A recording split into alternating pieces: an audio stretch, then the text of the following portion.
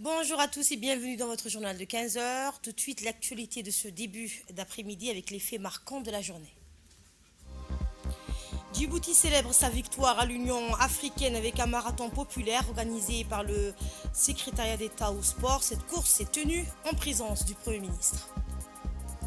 Et à Gaza, 6 otages israéliens libérés en échange de 602 prisonniers palestiniens.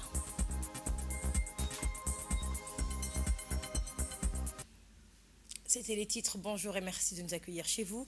Djibouti célèbre sa victoire diplomatique en alliant sport et patriotisme. Ce matin, la capitale a accueilli un semi-marathon exceptionnel rassemblant des centaines de coureurs pour marquer ce succès historique sur la scène africaine. Samantha Serid nous en dit plus. La capitale djiboutienne a vibré ce matin au rythme d'un semi-marathon de masse mixte en trois catégories, 5 km, 10 km et enfin le semi-marathon de 21 km.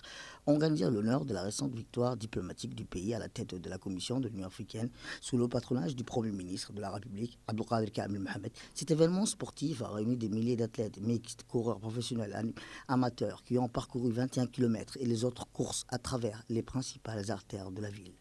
Dès l'aube, les participants se sont rassemblés devant Smart City, où le coup d'envoi a été donné en présence de plusieurs hauts autorités du pays. Ce semi-marathon organisé par la société chinoise Touch Road en partenariat avec la Fédération d'athlétisme et le secrétariat d'État au sport s'est déroulé dans une ambiance festive. Les rues étaient animées par des spectateurs enthousiastes, brandissant des drapeaux et scandant des slogans en hommage à cette victoire historique pour Djibouti. Plus qu'une simple compétition sportive, ce semi-marathon symbolise la résilience, la solidarité et la détermination du peuple djiboutien. Cette célébration sportive marque la reconnaissance du rôle de Djibouti sur la scène africaine et son engagement pour la paix, la stabilité et le développement du continent.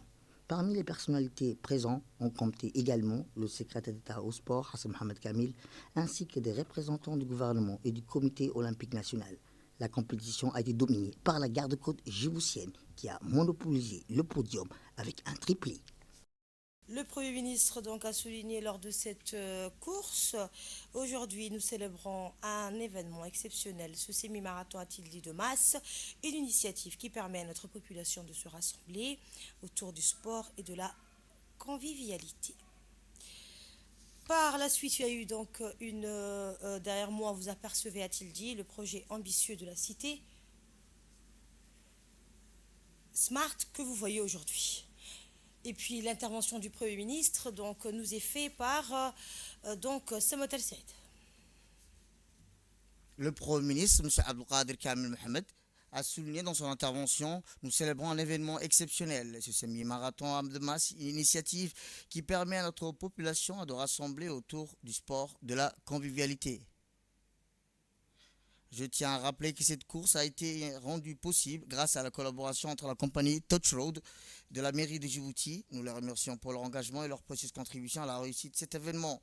Derrière moi, vous percevez les projets ambitieux de la City Smart. Ce que vous voyez aujourd'hui ne représente que 20% de l'ensemble du projet. D'autres infrastructures viendront compléter ce vaste chantier, renforçant ainsi le dynamisme et la modernité de notre pays. Brandissant des drapeaux et scandant des slogans en hommage à cette victoire historique pour Djibouti, mais au-delà des performances sportives, ce semi-marathon incarne la résilience, la solidarité et la détermination du peuple djiboutien. Il symbolise dans la reconnaissance du rôle de Djibouti sur la scène africaine et son engagement en faveur de la paix et la stabilité et du développement du continent. Parmi les personnalités présentes figurait le secrétaire d'État au sport, comme vous l'apercevez, ainsi que plusieurs représentants. Et par la suite, il y a eu une cérémonie de remise des récompenses. À l'issue de la course, une cérémonie officielle de remise des prix s'est tenue en présence des autorités et des organisateurs. Médailles, trophées et récompenses ont été décernés aux meilleurs coureurs, saluant ainsi leur détermination et leur performance. Image que nous aurons dans nos prochaines éditions.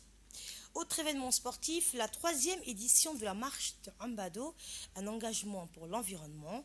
La société de gestion du terminal à conteneurs, la SGTD, a organisé aujourd'hui la troisième édition de la marche de Ambado, un événement alliant sport, engagement écologique et esprit de solidarité.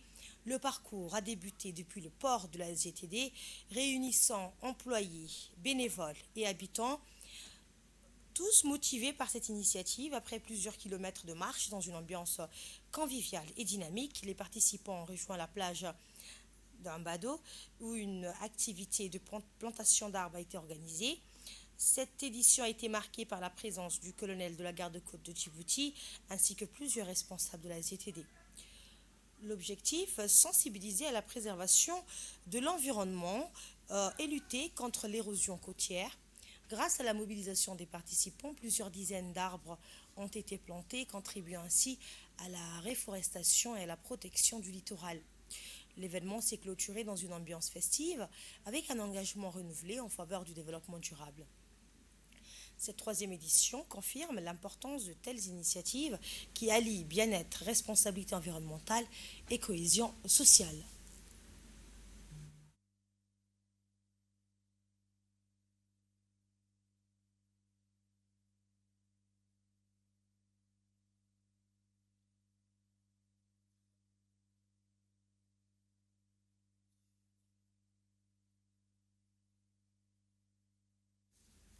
Une mosquée en hommage à un grand érudit, une nouvelle mosquée baptisée Mosquée Cheikh Abdelazar a été inaugurée ce vendredi 21 février à Tadjoura par le Premier ministre Abdelkader Kamil Mohamed. Cette mosquée porte le nom du grand savant Cheikh Abdelazar Ahmed Abdo, une figure érudite de renommée nationale et régionale, notamment en Somalie et en Éthiopie. Désormais, le cité Gadilé et ses habitants ainsi que ceux des quartiers avoisinants bénéficient d'un lieu de culte moderne pouvant accueillir 350 fidèles, mais aussi d'infrastructures complémentaires, dont une aire de jeu pour enfants et un supermarché. L'inauguration a rassemblé plusieurs centaines de fidèles, ainsi que de nombreuses personnalités, parmi lesquelles des membres du gouvernement, des autorités régionales et des leaders d'opinion, notamment des chefs religieux. Ce fut un moment de ferveur et de recueillement, marqué par des prières et des discours en hommage à cette grande figure religieuse. Située au cœur de la cité Gadilé, cette nouvelle mosquée vient renforcer les infrastructures religieuses de Tadjoura, une ville en plein essor qui accueille chaque semaine de nombreux visiteurs venus de la capitale et des autres régions du pays. Cet ensemble moderne s'inscrit dans la dynamique du développement de la ville et répond aux besoins croissants de sa population.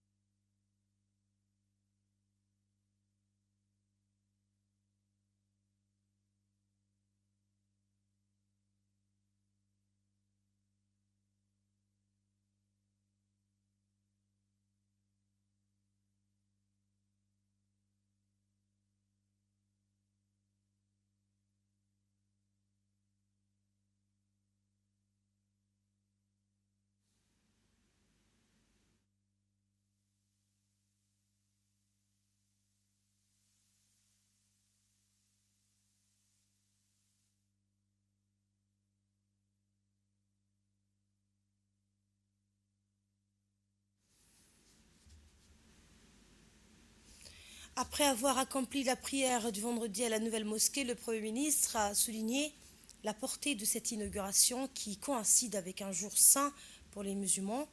Il a rendu hommage à tous ceux qui ont contribué à la construction de la mosquée Cheikh Abdelazar, affirmant qu'ils recevront leur récompense auprès d'Allah. Nous prions le Tout-Puissant, a-t-il déclaré, pour avoir nous aussi la chance de bâtir une mosquée. Il a conclu en rappelant un hadith selon lequel celui qui construit une mosquée sur terre se verra accorder le paradis dans l'au-delà. Sur invitation officielle du président du Parlement arabe, le président de l'Assemblée nationale de l'État Mohamed El est arrivé au Caire dans la soirée d'hier pour prendre part aux travaux de la 7e conférence des présidents des parlements prévue au siège de la Ligue arabe.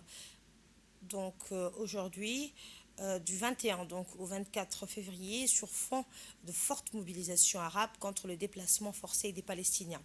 À sa descente d'avion, un accueil chaleureux et fraternel a été réservé au président de l'Assemblée nationale Mohamed El par les vice-présidents de la grande institution parlementaire arabe, de l'ambassadeur de la République de Djibouti au Caire, du député Ibrahim Ahmed Abdou et du conseiller aux affaires arabes Ali Hamdan Abdou. Célébration, Djibouti célèbre l'anniversaire de l'empereur donc du Japon. L'ambassade du Japon a organisé, l'ambassade du Japon à Djibouti a organisé avant-hier soir à la résidence du diplomate à Haramus une cérémonie en l'honneur de l'anniversaire de l'empereur du Japon. L'événement a réuni plusieurs personnalités dont l'ambassadeur du Japon à Djibouti, le ministre de l'enseignement supérieur et de la recherche, Dr Nabil Mohamed Ahmed, le président de l'Assemblée nationale de l'État Mohamed l'État, ainsi que de nombreux diplomates et officiers. Dans son discours, l'ambassadeur du Japon a rappelé l'importance de l'empereur dans le cœur du peuple japonais et a souligné les liens de coopération solides entre le Japon et Djibouti.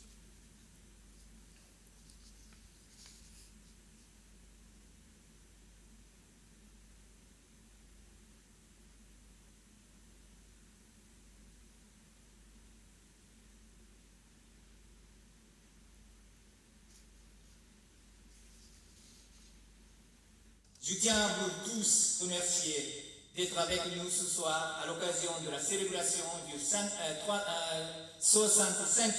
anniversaire de Sa Majesté l'Empereur du Japon. Sa Majesté l'Empereur est le symbole de l'unité nationale et constitue un soutien moral important pour le peuple japonais, surtout lorsque nous traversons des difficultés comme les catastrophes naturelles majeures.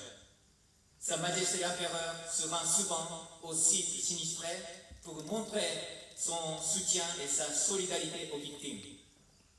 Sa Majesté l'Empereur est également très actif dans la promotion des relations internationales. À l'occasion de la TICAD 7 qui s'est tenue au Japon en 2019, il a rencontré plusieurs dirigeants africains, dont son Excellence Monsieur le Président de la République du Djibouti, Ismaël Omar Guelleh. Nous nous réjouissons d'accueillir de nombreux dirigeants africains lors de la TICAD 9 qui se tiendra en août cette année à Yokohama. Je profite à cet égard de cette occasion pour adresser mes félicitations les plus sincères à son Excellence M. Mahmoud Ali Youssouf, président élu de la Commission de l'Union africaine, et au peuple et au gouvernement de Djibouti pour la victoire dans l'élection, avec qui nous avons travaillé étroitement pour renforcer davantage les relations entre le Japon et Djibouti. Nous serons ravis de pouvoir l'accueillir au Japon en août parce que la Commission de l'Union africaine est co-organisatrice de la TICAD 9. Les relations Djibouti-Japon mises à l'honneur, le ministre de l'Enseignement supérieur et de la Recherche, Dr Nabil Mohamed, a pris la parole lors de cette cérémonie pour adresser ses vœux de bonheur et de prospérité à Sa Majesté l'Empereur ainsi qu'au peuple japonais. Vous l'entendrez, il a également salué le rôle du Japon en tant que partenaire clé du développement de Djibouti. Écoutons à présent un extrait de son intervention. Tout d'abord, à remercier l'ambassadeur et sa femme et son épouse pour nous avoir accueillis chez eux ce soir et vous dire que je suis très heureux d'être parmi vous et lire ces discours à l'occasion d'un événement très particulier, d'une importance particulière, qui est l'anniversaire de Sa Majesté l'Empereur du Japon, 126e empereur du Japon, si j'ai bien noté. En cette occasion particulière, au nom du Premier ministre et du gouvernement ainsi que du peuple djiboutien, nous adressons nos vœux le plus sincères de santé, de bonheur et de prospérité à Sa Majesté ainsi qu'au peuple ami du Japon. L'histoire des relations entre Djibouti et le Japon, faut-il encore le répéter, s'illustre par une histoire d'amitié longue, sincère et de coopération mutuellement bénéfique. Le Japon, par son soutien constant et son engagement indéfectible, a toujours été un partenaire clé du développement de Djibouti. Grâce à l'expertise japonaise, et vous l'avez dit, monsieur l'ambassadeur, et aux initiatives de coopération, des avancées notables dans les secteurs essentiels tels que les infrastructures, le transport, l'éducation, la sécurité alimentaire à travers la recherche agronomique, mais également la sécurité maritime, ont été enregistrés et appréciés par toute la population djiboutienne. Nous saluons particulièrement l'appui du Japon à travers l'Agence japonaise de coopération internationale, la JICA, qui a contribué à la mise en œuvre de nombreux projets structurants pour le pays. Au-delà des aspects économiques et techniques, notre partenariat se distingue également par une dimension humaine, une dimension culturelle, qui rapproche nos deux peuples. Les échanges académiques, les formations et les programmes de renforcement des capacités ont permis à de nombreux Djiboutiens et Djiboutiennes de bénéficier de savoir-faire japonais, contribuant ainsi au renforcement de notre capital humain. Sport à présent, la Supercoupe régionale Obok triomphe devant son public.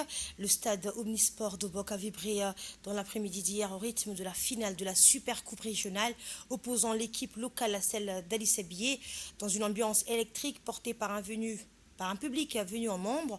Les joueurs d'Obok ont su faire la différence en s'imposant sur le fil 1-0. Une victoire arrachée au terme d'un match intense où engagement physique et technicité ont tenu les spectateurs en haleine jusqu'au coup de sifflet final. Si la déception était grande pour Ali Sebié après cette finale, la région a su rebondir grâce à ses joueurs de pétanque. Face à Obok, ils ont livré une performance sans faille, s'imposant avec maîtrise et rééquilibrant ainsi le bilan de la journée. Une belle démonstration de la diversité et du niveau des talents régionaux. L'événement a rassemblé de nombreuses personnalités, parmi lesquelles le secrétaire d'État chargé des sports, Hassan Mohamed Kamel, le préfet de la région, Moussa Aden-Miguene, ainsi que la secrétaire générale du secrétariat d'État au sport, Khadija Ibrahim, Idriss, aux côtés d'autres figures locales. La remise des trophées s'est déroulée sous les acclamations récompensant à la fois les vainqueurs et les finalistes dans un bel esprit de sportivité. Le sport, donc, bien plus qu'une compétition, un lien fort entre les régions. Autre information, dans le cadre du processus d'inscription du Mad'a Afar au patrimoine immatériel mondial de l'UNESCO, une délégation conduite par le président du comité de supervision et de coordination, Naguib Abdellah Mohamed, s'est rendue ce vendredi, donc hier, avec les autorités administratives coutumières et les leaders d'opinion de la région de Tadjoura. Cette réunion de lancement s'est tenue dans la grande salle de préfecture en présence du sultan, du président du conseil régional, de membres du gouvernement, de parlementaires ainsi que de nombreuses autres personnalités. Dans son intervention, M. Naguib Mohamed Abdallah a souligné l'importance de mobiliser et d'impliquer les communautés locales dans ce processus.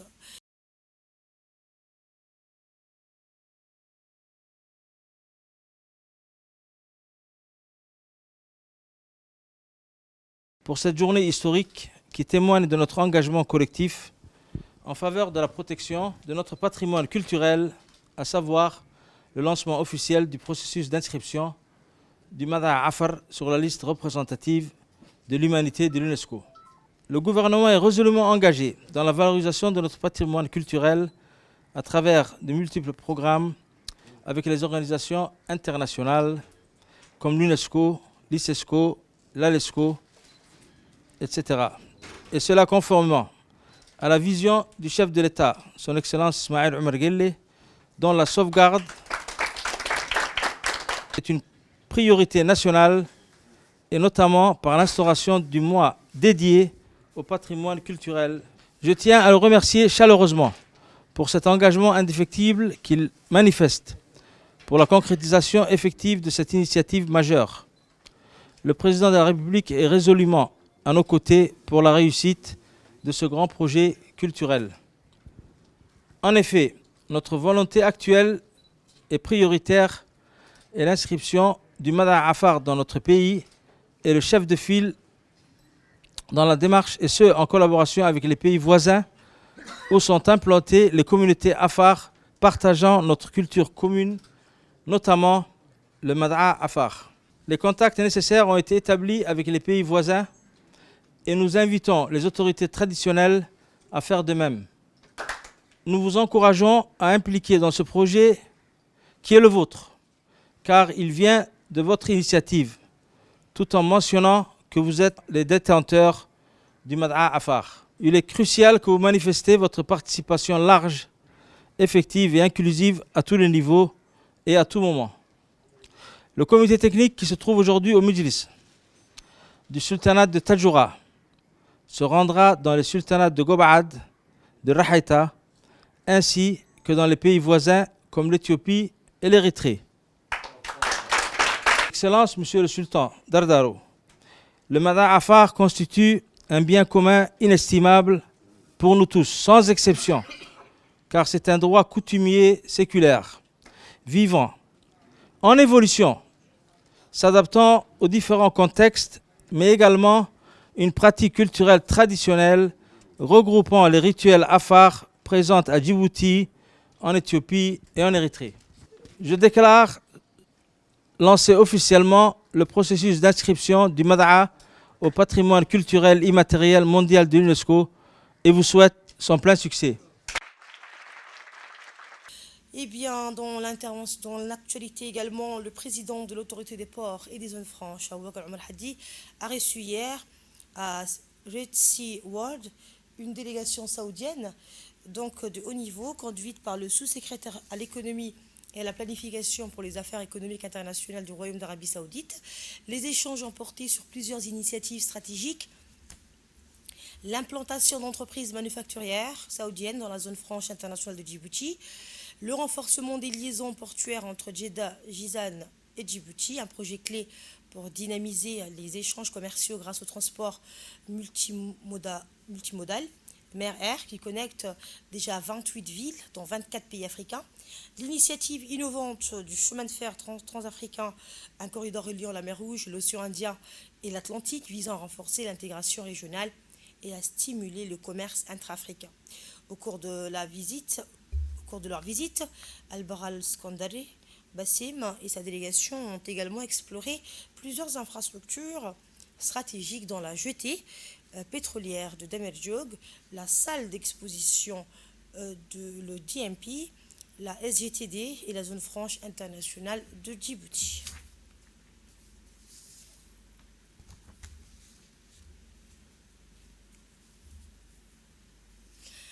Et dans le reste de l'actualité, dans le cadre de la poursuite des efforts visant à améliorer les conditions de vie des citoyens et renforcer la cohésion nationale, une délégation militaire s'est rendue dans le sud du pays du 19 au 22 février dernier. Cette mission fait suite à celle menée dans le nord du 10 au 14 février, conduite par l'état-major. Cette initiative vise à répondre aux préoccupations des populations locales. Elle a débuté par les localités de Daoudaouya et Galafi.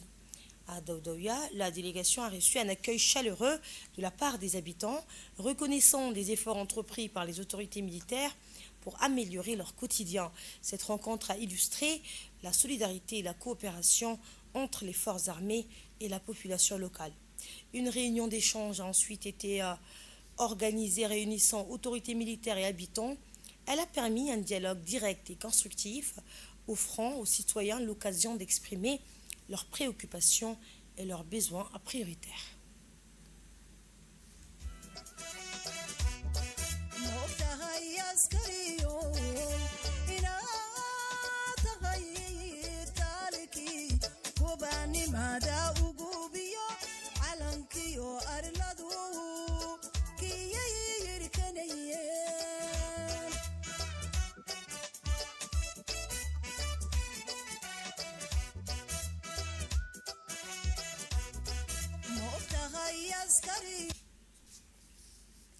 Le même jour, la délégation s'est rendue à Galafi où elle a également été accueillie avec enthousiasme par la population locale. Cet accueil a témoigné de l'esprit de solidarité et de reconnaissance envers les actions menées pour améliorer les conditions de vie.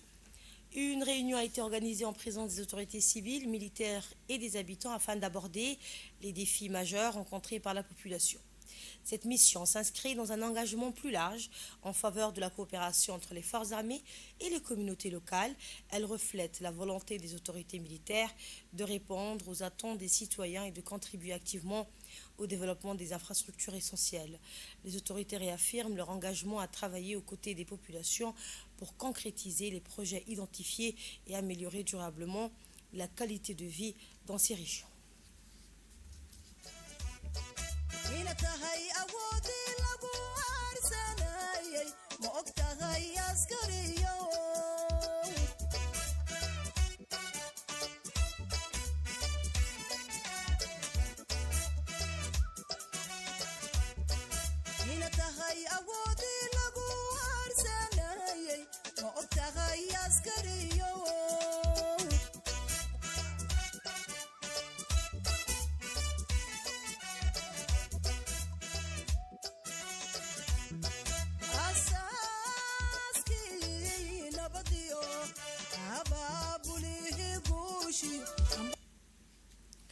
Dans l'actualité également, il y a cette conférence sur le programme spatial djiboutien à l'AMIA, afin de permettre aux cadets et cadres officiers de l'Académie militaire interarmée de mieux appréhender le programme spatial djiboutien. Une conférence scientifique a été organisée mercredi à l'initiative du lieutenant-colonel Ibrahim Youssouf, directeur de l'AMIA.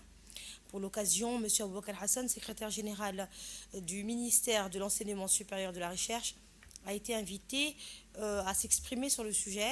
Après un accueil dans la salle d'honneur, il a rejoint l'amphithéâtre où étaient rassemblés les cadres officiers et les promotions de la 2e et 3e année. Dans son intervention, le conférencier a rappelé que ce programme est une initiative du président de la République lancée en 2020 avec pour objectif de développer des compétences nationales dans le domaine de l'ingénierie spatiale. Cela inclut la conception, la création et la mise en orbite de nanosatellites, ainsi que l'exploitation et la transmission des données scientifiques recueillies. Il a précisé que les premiers nanosatellites djiboutiens A1 et A2 sont actuellement en orbite et opérationnels, collectant des données essentielles en climatologie et hydrologie. Ces informations sont transmises au Centre d'études et de recherche de Djibouti pour analyse et exploitation. Enfin, il a souligné que la seconde phase du programme spatial djiboutien s'annonce prometteuse avec une coopération renforcée avec la Chine et la France.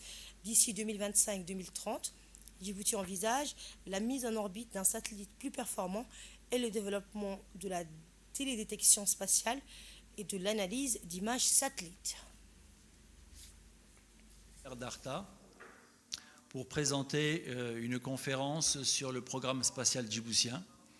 Donc cet honneur qui m'a été fait m'a permis d'exposer les réalisations de ce programme, à savoir la mise en orbite réussie de Djibouti 1A et de Djibouti 1B, mais également de présenter les perspectives d'avenir, aussi bien avec la construction d'un autre, beaucoup plus gros satellite, mais également la formation que nous allons recevoir dans le domaine de la télédétection et la création du Centre national de télédétection spatiale avec l'aide de nos partenaires, donc dans le cas de la télédétection, avec le CNES, l'Agence spatiale française. Nous restons ensuite toujours à Alice Abiye, cette fois où une délégation de l'IGAD s'est rendue à Alice Abiye et à Al-Adé dans le cadre de l'initiative du Fonds régional pour la migration de l'IGAD. Cette visite a été conduite par la chef de cabinet et le directeur intérimaire de la division santé et développement social de l'IGAD, accompagné par la directrice générale pour l'Afrique du BMZ et l'ambassadrice d'Allemagne, ainsi que M. Ibrahim Kassou, coordonnateur donc des opérations de projet pour le Fonds régional pour la migration. Eh bien, cette rencontre témoigne du soutien continu et des efforts conjoints entre l'IGAD, le BMZ et le gouvernement djiboutien pour améliorer la gestion des migrations et soutenir le développement régional à travers des projets structurants. Ces initiatives sont cruciales pour répondre aux défis migratoires tout en favorisant un développement inclusif et durable pour les populations locales. La directrice générale du BMZ pour l'Afrique a souligné l'importance de ces partenariats stratégiques. Elle a également mis en avant l'engagement financier du gouvernement allemand ainsi que l'impact tangible des contributions internationales dans les projets locaux. Son observation sur la conception des infrastructures adaptées au climat souligne l'importance et la durabilité de l'innovation dans les projets de développement. Cette visite marque donc une nouvelle étape dans le renforcement de la coopération entre Djibouti et ses partenaires internationaux en plaçant l'accent sur des solutions durables et des actions coordonnées face aux défis migratoires et environnementaux. Écoutons à présent un extrait du discours du préfet de la ville d'Ali Sabi.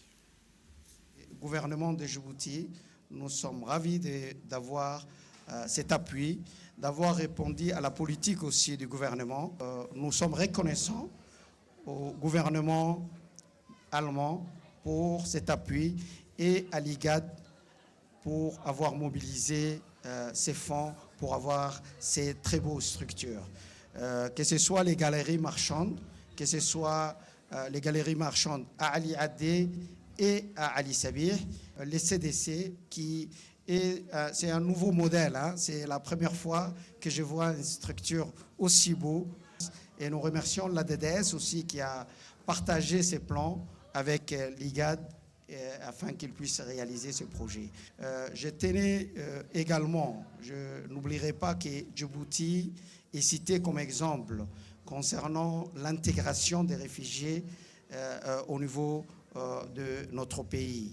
L'intégration est totale dans tous les domaines, que ce soit dans le domaine éducatif, dans le domaine sanitaire, dans le domaine de développement économique. Aujourd'hui, les réfugiés qui se trouvent dans notre pays sont intégrés. L'intégration, on peut dire qu'elle est presque totale.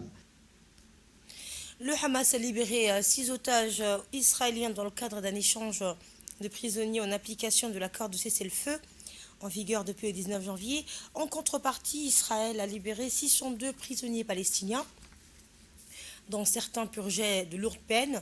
Parmi eux, 445 détenus de Gaza arrêtés après le 7 octobre 2023 ont été relâchés. Par ailleurs, l'armée israélienne a annoncé l'identification du corps de Chéri Bibas, une otage dont la dépouille a été restituée depuis Gaza. Et c'est la fin de cette édition. Merci de nous avoir suivis. Très bel après-midi à tous et à bientôt pour un nouveau point sur l'actualité.